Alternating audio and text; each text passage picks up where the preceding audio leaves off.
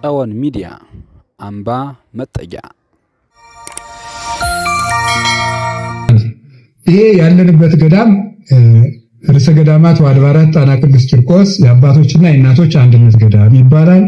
ገዳሙ የተመሰረተው ከጌታችን ከመድኃኒታችን ከኢየሱስ ክርስቶስ ልደት በፊት 900 ዓመታትን ቀደም ብሎ በቀዳማዊ ምኒልክ አማካኝነት ታቦተ ጽዮን ስትመጣ ተከትለው በመጡ እስራኤላውያንና ሌዋውያን አማካኝነት ታቦተ ጽዮን ያረፈችበት ቦታ ነው። በኢትዮጵያ ታቦተ ጽዮን ያረፈችባቸው የሚባሉ 4 ቦታዎች አሉ። መርጦ ለማርያም ምስራቅ ጎጃም ውስጥ ያለ ነው። ጣና ቂርቆስ ይሄ፣ ተድባበ ማርያም ደቡብ ወሎ፣ አክሱም ጽዮን ያው አክሱም እንደምታውቋት ማለት ነው።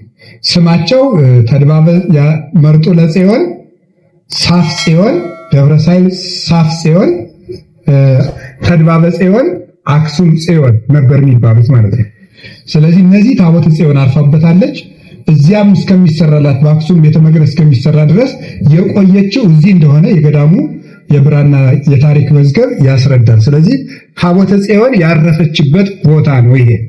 ሁለተኛው በሐዲስ ኪዳን እናታችን ድንግል ማርያም ከኢትዮጵያ ወደ ግብጽ ተሰዳ ከኢየሩሳሌም ወደ ግብጽ ከግብጽ ወደ ኢትዮጵያ መጣ። ኢትዮጵያን ያነበረ ጉዞዋን ስትጨርስ የመጨረሻ የጉዞ መሰናበቻዋ የተደረገው እዚህ ገዳም ነው። እዚህ 100 ቀን ቆይታለች እመቤታችን፣ ወይም 3 ወር ከ10 ቀን። ከዚህ ቆይታ ኢትዮጵያውያንን ስለወደደቻቸው ልባቸውን ከፍተው ስለተቀበሏት፣ በሄደችበት ድሆች ሁሉ ጭራሮ ጎጇቸውን እየከፈቱ ስለተቀበሏት፣ ኢትዮጵያውያንን ስለወደደች ኢትዮጵያውያን ያንቺ ፍቅር የጸናላቸው ሕዝቦች ይሆናሉ ብሎ ቃል ገብቶላት እመቤታችንን ለእኛ እናት ኢትዮጵያውያንን ለእመቤታችን የኢትዮጵያ ልጅ አድርጎ በቃል ኪዳን እግዚአብሔር ሰጥቶ የሄደበት ቦታ ነው። የእመቤታችን በረከት እንግዲህ እዚህ አለ። ሶስተኛው ደግሞ ቅዱስ ያሬድ ኢትዮጵያዊ እዚህ አስተምሯል። ድጓውን በጣቱ ጽፏል። ከዚያ ራሱ የጻፈው ድጓ እዚህ አለ። የቅዱስ ያሬድ ያሳልምበት ያስተምርበት የነበረው የእጅ መስቀል አለ፣ እዚሁ ገዳሙ ውስጥ አለ። አሁን ሙዚየም ተሰርቶለታል። የቅዱስ ያሬድ ካባው እዚሁ ይገኛል። ሌላኛው አቡነ ሰላማ ከሳቴ ብርሃን የኢትዮጵያ የመጀመሪያው ጳጳስ እዚህ አስተምረዋል፣ አጥምቀዋል። የአቡነ ሰላማ የእጅ መስቀላቸውም እዚሁ ገዳሙ ውስጥ ይገኛል። የኦሪቱን መስዋዕት አሳልፈው የአዲስ ኪዳን መስዋዕት የተኩት አንድ እዚህ ቦታ ነው ማለት ነው። ከአክሱም ተነስተው መጥተው።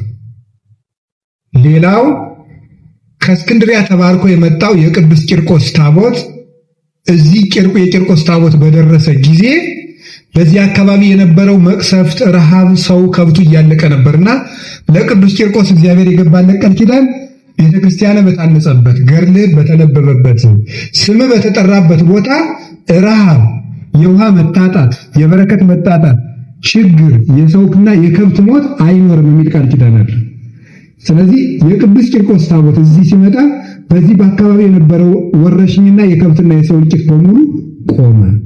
ከዚያ በኋላ ጣና ቂርቆስ እየተባለ ቀጠለ።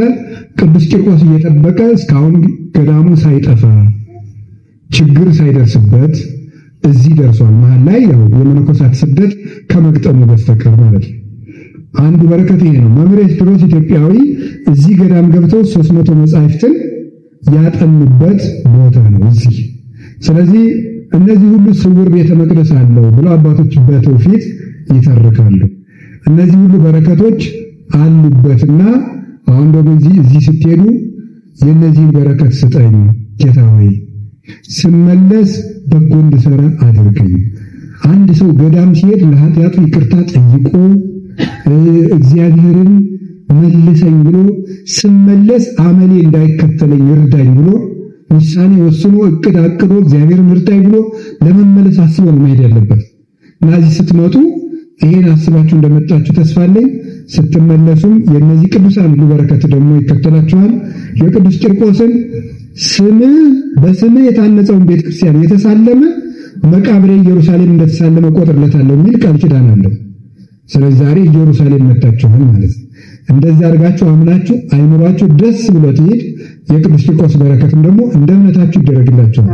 ሰማዕቱ ደግሞ ጥያቄ ያልመለሰለት ሰው የለም። በእውነት እዚህ እኔ እንኳን ከመጣሁ እንግዲህ 4 ዓመት ሊሆነኝ ነው እዚህ ትምህርት ከጀመርኩኝ።